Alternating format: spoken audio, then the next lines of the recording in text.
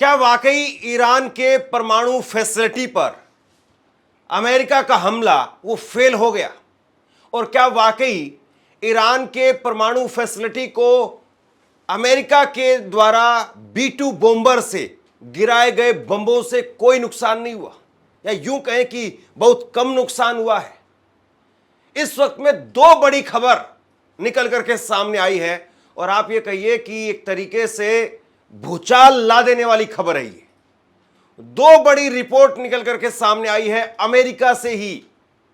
America में America का एक बहुत बड़ा अखबार न्यूयॉर्क टाइम्स, उसका खुलासा है, उसकी रिपोर्ट है, और साथ ही साथ CNN की तरफ से एक बहुत बड़ा न्यूज चैनल अमेरिका का CNN, उसकी तरफ से।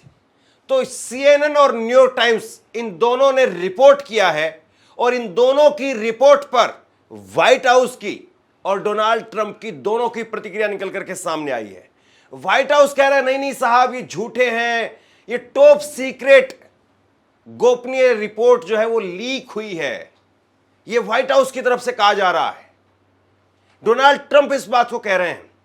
दोस्तों, जरा आसान भाषा में मैं इस खबर को आपके लिए रखने वाला हूं, और आप समझ पाएं कि यह खबर कितनी बड़ी है, इसकी गंभीरता कितनी है। भारत के अंदर आप अंदाजा नहीं लगा सकते हैं कि कोई इस तरह की रिपोर्ट सरकार को लेकर के पेश कर दे। अभी आप बताइए कि अमेरिका ने जो बम गिराए, उनके 4 दिन भी नहीं बीते हैं। अमेरिकी बम गिराने के 4 दिन भी नहीं बीते हैं, और इसी बीच में न्यूयॉर्क टाइम्स का और CNN का वहां पर बहुत बड़ा खुलासा होता है। क्या आप कल्पना कर सकते हैं कि भारत में कोई बड़ा अखबार या बड़ा न्यूज चैनल इस तरीके का काम कर सके? मैं आपको CNN के बारे में अगर बताऊं तो आप ये मान करके चलिए जैसे भारत में आज तक न्यूज चैनल है। हालांकि आज तक न्यूज चैनल से भी कई गुना बड़ा न्यूज चैनल है CNN, लेकिन आप मान करके चल सकते हैं। और दूसरी तरफ न्यूयॉर्क टाइम्स को आप मान सकते हैं कि भारत के अंदर इंडियन एक्सप्रेस अखबार हो, द हिंदू अखबार हो, उस तरीके का नाम वाला, उस तरीके की प्रतिष्ठा वाला अखबार है न्यूयॉर्क टाइम्स। और इन दोनों की रिपोर्ट है, और यह रिपोर्ट अपने आप में एक तरीके से अगर भारत के बारे में आई होती या भारत को लेकर के आई होती, कोहराम मच जाता। और अमेरिका में सबसे बड़ी बात यह है कि इतना बड़ा घटनाक्रम होने के बाद में भी वहां की मीडिया न केवल रिपोर्ट कर रही है, बल्कि व्हाइट हाउस की तरफ से प्रतिक्रिया आई है। व्हाइट हाउस इस पर रिएक्शन दे रहा है, डोनाल्ड ट्रंप इस पर रिएक्शन दे रहे हैं। खबर आपकी स्क्रीन पर दे। हमलों में ईरान के परमाणु कार्यक्रम में संभवतः केवल कुछ महीने की देरी हुई है, यह बहुत बड़ी बात। और इसके बाद में दूसरी बड़ी बात यहां पर कही गई है कि ईरान का संवर्धित यूरेनियम भंडार अब भी सुरक्षित है। देखिए दोस्तों, पूरी दुनिया में इसी बात को लेकर के उत्सुकता है कि क्या ईरान बहुत पीछे चला गया है? इस हमले के बाद में ईरान 15-20 साल पीछे चला गया है। क्या ईरान अब उभर पाएगा, नहीं उभर पाएगा? यह सवाल इस वक्त में बहुत बड़ा सवाल है। दूसरा सवाल कि उनका यूरेनियम कहां गया। जैसे कि कई बार ऐसा होता है कि किसी दुकान पर चोरी होती है, और उस दुकान पर चोरी होने के बाद में कहता है कि भाई ये लाला तो अब बहुत पीछे चला गया, इसकी दुकान पे तो चोरी हो गई, इसने जो बनाया था, इसने खड़ा किया था, सामान बनाया, इसने जो चीज़ें तैयार की थी, तो लाला की तो सारा सामान जो है लोग चोर समेट करके ले गए। कोई भी आदमी जिसने अपनी दुकान खोली हुई है, उसका सब सामान चोर समेट करके ले गए। अब ये बेचारा गरीब आदमी जो है वो बहुत पीछे चला गया। अब ये व्यापारी बहुत पीछे चला गया, 20 साल पीछे चला गया।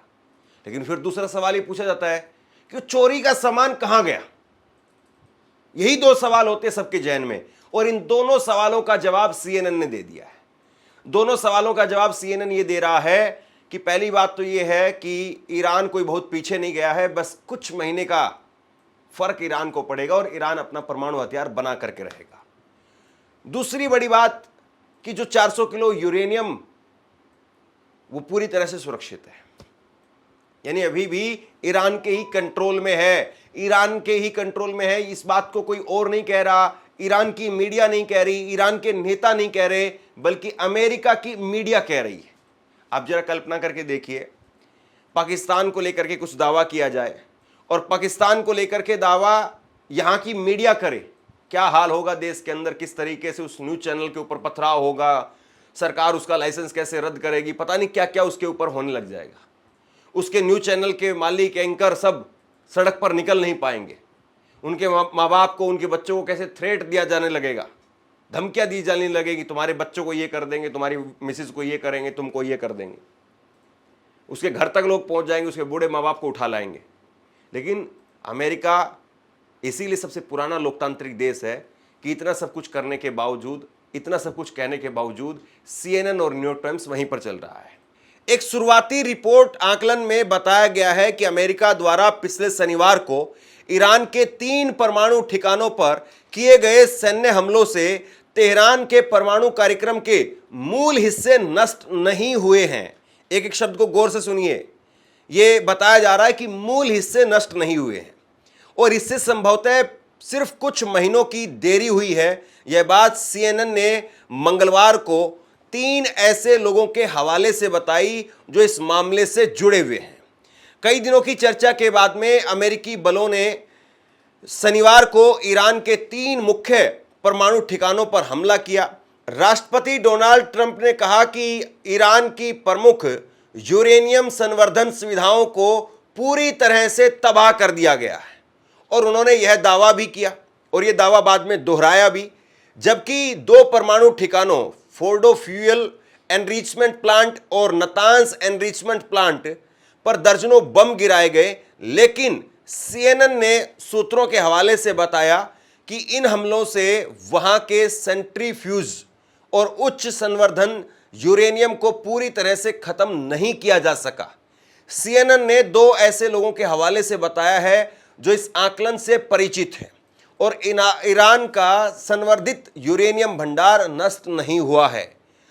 उसने कहा कि यह आकलन डिफेंस इंटेलिजेंस एजेंसी यानी पेंटागन की खुफिया इकाई द्वारा तैयार किया गया और यह US सेंट्रल कमांड और अमेरिकी हमलों के बाद किए गए युद्ध क्षति आकलन पर आधारित था। न्यूयॉर्क टाइम्स की एक अन्य रिपोर्ट के अनुसार डिफेंस इंटेलिजेंस की रिपोर्ट में अनुमान लगाया गया है कि ईरान के परमाणु कार्यक्रम को 6 महीने से भी कम समय के लिए ही रोका जा सका है। यह न्यूयॉर्क टाइम्स की रिपोर्ट कहती है। व्हाइट हाउस की प्रेस सचिव कैरोलिन लेविट ने सोशल मीडिया की पोस्ट में CNN की रिपोर्ट को खारिज किया। दोस्तों, 2 बड़ी रिपोर्ट है हमारे पास में, एक CNN की रिपोर्ट है और एक न्यूयॉर्क टाइम्स की रिपोर्ट है। और CNN अपनी इस रिपोर्ट में बता रहा है कि हमने यहां पर जो कुछ पब्लिक डोमेन में डाला है, लोगों को बताया है, वो अमेरिका की पेंटागन की जो खुफिया एजेंसी है उसके द्वारा तैयार की गई रिपोर्ट के हवाले से हम आपको बता रहे हैं। मतलब वहां के सूत्रों से उन्होंने बात करके, अंदर के लोगों से बात करके, तब उन्होंने टॉप सीक्रेट रिपोर्ट जो है वो सबके सामने रखी है। ये अपने आप में एक तरीके से कह सकते हैं कि अमेरिका में बहुत बार जानकारी जो है ऐसा नहीं होता है कि आप शेयर नहीं करेंगे, बताएंगे नहीं, या अखबार वाले जो है वो काम नहीं करते हैं। अखबार वाले भारत में भी काम करते, पहले काम करते थे कि मंत्रालयों से रिपोर्ट निकालना। पत्रकार का काम केवल ये नहीं है कि ठीक है 2 हिंदू मुसलमान इधर बैठाते हैं, 2 हिंदू मुसलमान इधर बैठाते हैं, फिर काऊ लड़वाते हैं 5 बजे से शाम 10 बजे तक। पत्रकार का काम ये नहीं है। पत्रकार का काम ये है कि किस मंत्रालय के अंदर क्या चल रहा है, कौन सा मंत्रालय क्या रिपोर्ट लेकर के आ रहा है, को क्या हो रहा है, वो जो फला टाइम पर जो प्रोजेक्ट लाया गया था उसमें फायदा हुआ, नुकसान हुआ, वो कहां तक लागू हुआ है, ये काम पत्रकार का है। और ये वहां की न्यूज एजेंसियां कर रही हैं। वो पेंटागन में खुफिया एजेंसी से बात कर रही हैं, वहां के लोगों से कंफर्म कर रही है कि क्या वाकई कुछ नुकसान हुआ भी या नहीं हुआ, या सब कुछ ऐसे ही चल रहा है। हमारे यहां तो कोई पूछ नहीं पाएगा। पूछ भी ले या बता भी दिया जाए या पता भी चल जाए, फिर भी बाहर आकर के मोदी मोदी मोदी मोदी मीडिया चैनल वाले करने लगते हैं। यहां तो कई चैनलों ने अब लिखा कि मोदी ने ट्रंप से फोन में आंख से आंख गाड़ करके बात की। इस तरह की पता नहीं क्या क्या उजूल बातें जो है ये लिखते। लेकिन अब अमेरिका की तरफ से, व्हाइट हाउस की तरफ से इसको खारिज किया गया है। अमेरिका के राष्ट्रपति डोनाल्ड ट्रंप और व्हाइट हाउस वो इसको खारिज कर रहा है। व्हाइट हाउस की प्रेस सचिव कैरोलिन लेविट ने CNN की इस रिपोर्ट को झूठा बताया और कहा कि यह जानकारी टॉप सीक्रेट थी जिसे लीक कर दिया गया। अब ट्रंप का बयान आया इस पर, ट्रंप ने बाकायदा, ये आप देखिए आप अपनी स्क्रीन पर, ये ट्वीट किया ट्रंप ने, और ट्रंप ट्वीट करके इन दोनों न्यूज एजेंसी को लेकर के अपनी प्रतिक्रिया दे रहे हैं। आप सोचिए कि यहां पर अगर उस वक्त का एनडीटीवी अगर कुछ काम करे तो क्या उस पर सरकार प्रतिक्रिया देती थी? रवीश कुमार के शो में तो बीजेपी के प्रवक्ता जाना बंद हो गए थे, ये भी हमने देखा था। खैर, ट्रंप ने यहां पर ये ट्वीट किया, ट्रंप ने ट्वीट करके कहा है, मैं हिंदी अनुवाद बता रहा हूं आपको, फेक न्यूज, सीएनएन ने असफल न्यूयॉर्क टाइम्स के साथ में मिलकर के इतिहास की सबसे सफल सैन्य कार्रवाई में से एक को नीचा दिखाने की कोशिश की है। ईरान में मौजूद परमाणु ठिकानों को पूरी तरह से नष्ट कर दिया गया है। न्यूयॉर्क टाइम्स और सीएनएन दोनों को जनता की कड़ी आलोचना झेलनी पड़ रही है। This was an unbelievable hit by genius pilots and genius people in the military, and they're not being given credit for it because we have scum that's in this group, and not all of you are. You have some great reporters, but you have scum. CNN is scum. MSDNC is scum. The New York Times is scum. They're bad people. They're sick. And what they've done is they're trying to make this unbelievable victory. ये Trump, यहां पर America भी गजब है और Trump भी गजब है। बात यह है कि न्यूज चैनल जो है वो जनता की कड़ी आलोचना झेल रहा है। मतलब नेता तो कड़ी आलोचना झेलते हैं, न्यूज चैनल क्या झेलेगा? लेकिन न्यूज चैनल भी झेलते हैं। वहां पर भी जो बिल्कुल कट्टर वाले जो ट्रंप के अंधभक्त हैं, वो वाले जो हैं वो इस वक्त में सीएनएन को लेकर के या न्यूयॉर्क टाइम्स को लेकर के खूब गालियां दे रहे हैं कि सीएनएन और न्यूयॉर्क टाइम्स जो है वो हमारे देश को नीचा दिखा रहा है। खैर, ईरान पर हमले को लेकर के अमेरिकी संसद की गोपनीय ब्रीफिंग वो भी टल गई है, खबर ये भी है। ट्रंप प्रशासन ने ईरान पर अमेरिकी हमले को लेकर के सीनेट और हाउस ऑफ रिप्रेजेंटेटिव्स सदस्यों के लिए एक तय गोपनीय ब्रीफिंग को टाल दिया है। न्यूज एजेंसी एपी ने सूत्रों के हवाले से बताया है कि सीएनएन की ब्रीफिंग अब गुरुवार को होगी ताकि रक्षा मंत्री पीट हेगसेथ और विदेश मंत्री मार्को रूबियो उसमें शामिल हो सके। वहीं हाउस ऑफ रिप्रेजेंटेटिव की ब्रीफिंग शुक्रवार तक टाल दी गई है। यह जानकारी स्पीकर माइक जॉनसन ने दी है। तो कुल मिलाकर के इस वक्त में जिस तरीके से वहां पर रिपोर्ट निकल करके सामने आई है, इसके बाद में जो वहां पर सर्वदलीय बैठक होनी थी या फिर अलग अलग दलों के साथ में बैठक होनी थी राष्ट्रपति की, उसको फिलहाल के लिए टाल दिया गया है।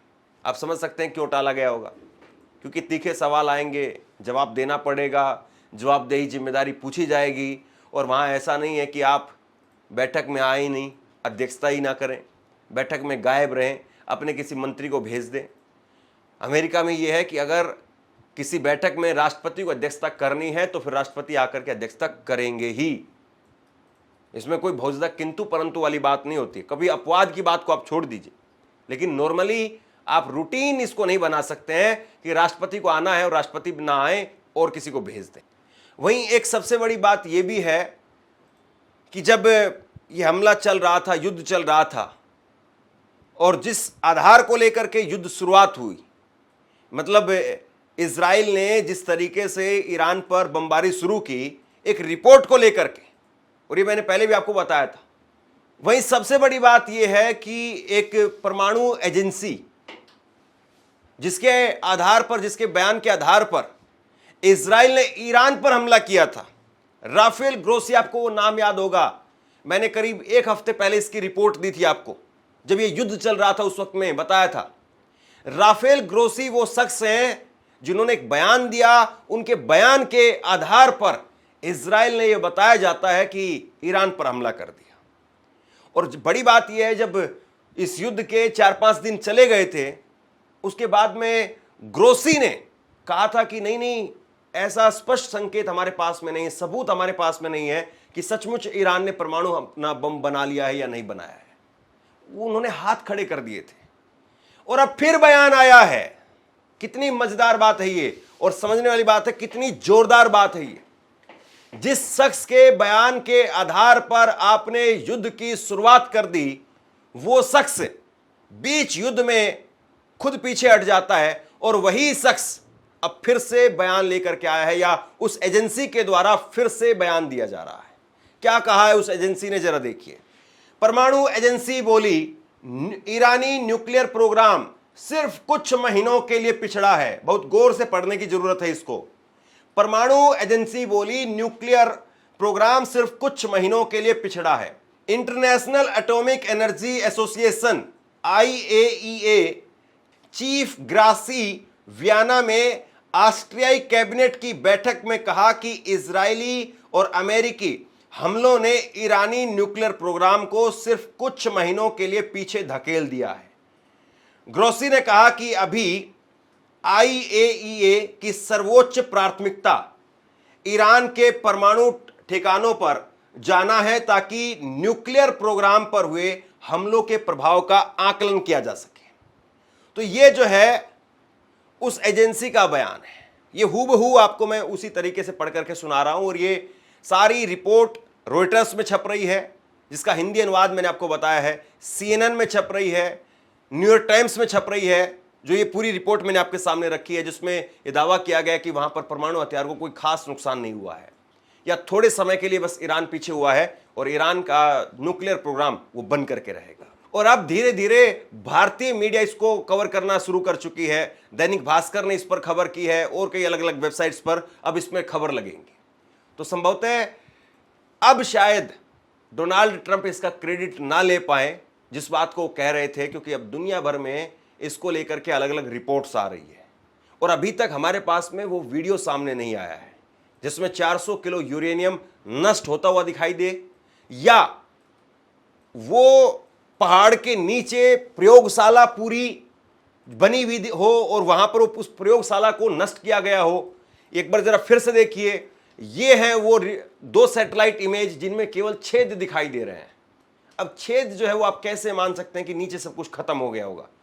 छेद जो है वो 10 फीट नीचा है, 50 फीट का है, 100 फीट का है, कैसे आप मान लेंगे? और जिस बम की कैपेसिटी 200 फीट बताई जा रही है, तो क्या पता कि वो जो ईरान का ठिकाना है वो 350 फीट है, तो कैसे आप मान लेंगे कि वहां पर और नीचे 100 फीट, पहाड़ के नीचे 100 फीट? क्योंकि वो कोई रेगिस्तान में नहीं है कि ठीक है अगर रेत में कुछ होगा तो पूरा रेत जो है वो अपने आप फिसल करके खत्म हो जाएगा। पहाड़ है वो, और पहाड़ में एक चट्टान भी आपको बचाने के लिए काफी। लेंटर एक तरीके से वो, जैसे लेंटर पर एक छत पे अगर ऊपर वाली फ्लोर पर हमला हुआ है, ऊपर वाला फ्लोर खत्म हो गया, नीचे वाला फ्लोर खत्म हो गया, ग्राउंड फ्लोर तक हमला हुआ है या नहीं हुआ है? ग्राउंड फ्लोर पर आपका जो बच्चा सो रहा था, आप सो रहे थे, वहां तक नुकसान हुआ है या नहीं हुआ है? इस बात को आप कैसे कह पाएंगे? सवाल इस बात का है। शेयर कीजिए इस खबर को, लोगों तक पहुंचाइए, और आप क्या सोचते हैं नीचे कमेंट बॉक्स में लिख करके जरूर बताइए। धन्यवाद।